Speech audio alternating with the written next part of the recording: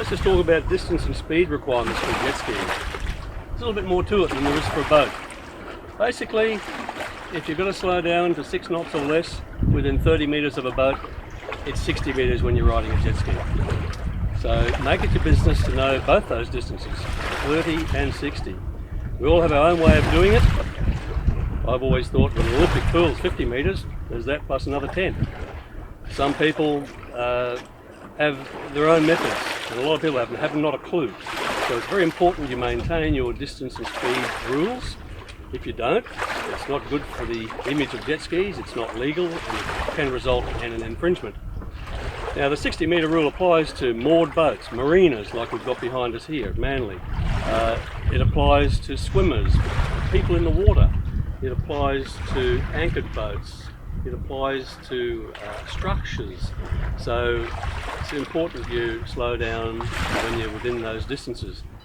Now there is a 30 metre rule that came in for jet skis, and that's to do with moving boats.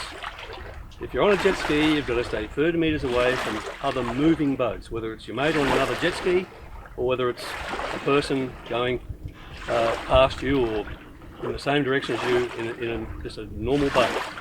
The onus is on the jet skier to keep that distance off. If you haven't got 30 metres, as is often the case when it's a busy day, you have to reduce speed to less than 10 knots, which means you're off the plane. So just a few of the rules. There's more about freestyling. If you hear the term freestyling, it's a term given to erratic and unpredictable operation. The sort of thing that jet skis love to do, the donuts, the figure eights, the wave jumping, that's regulated. There are some areas where you just cannot do it. Some sections of some rivers where it's prohibited. There are some areas where local councils have brought in marine zones to prohibit the use of jet skis on a river in their jurisdiction. You check the Maritime Safety Queensland website, you'll get your answers there. The council websites, if you hear of a particular council.